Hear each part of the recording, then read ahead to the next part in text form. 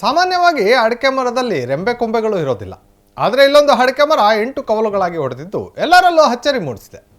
ದಾವಣಗೆರೆ ಜಿಲ್ಲೆಯ ಚನ್ನಗಿರಿ ತಾಲೂಕಿನ ಮೆದಿಕೆರೆ ಗ್ರಾಮದ ಕರಿಯಪ್ಪ ಎಂಬುವರ ತೋಟದಲ್ಲಿ ಅಡಿಕೆ ಮರ 8 ಕವಲು ಹೊಡೆದಿದೆ. ಸಾಮಾನ್ಯವಾಗಿ ಅಡಿಕೆ ಮರ ಉದ್ದವಾಗಿ ಬೆಳೆದು ಅಡಿಕೆ ಗೊಂಚಲುಗಳನ್ನು ಬಿಡುವುದು ಮಾಮೂಲಿ. ಆದರೆ ಕರಿಯಪ್ಪ ಅವರ 2 ಎಕರೆ ಅಡಿಕೆ ತೋಟದಲ್ಲಿ ಅಡಿಕೆ ಮರವೊಂದಕ್ಕೆ 8 ಕವಲುಗಳಿವೆ. ಈ ಅಡಿಕೆ ಮರ 8 ಅಡಿ ಉದ್ದ ಇದ್ದಾಗ ಚೆಂಡು ಮುರಿದುಕೊಂಡು ಬಿದ್ದಿದೆ. ದಿನ ಕಳೆದಂತೆ ಇದೇ ಮರದಲ್ಲಿ 9 ಸಸಿಗಳು ಬೆಳೆದಿದ್ದು ಅದರಲ್ಲಿ 1 ಕೊಂಬೆ ಬತ್ತಿ ಹೋಗಿದ್ದು ಈಗ ಅದರಲ್ಲಿ 8 ಕೊಂಬೆಗಳಿವೆ.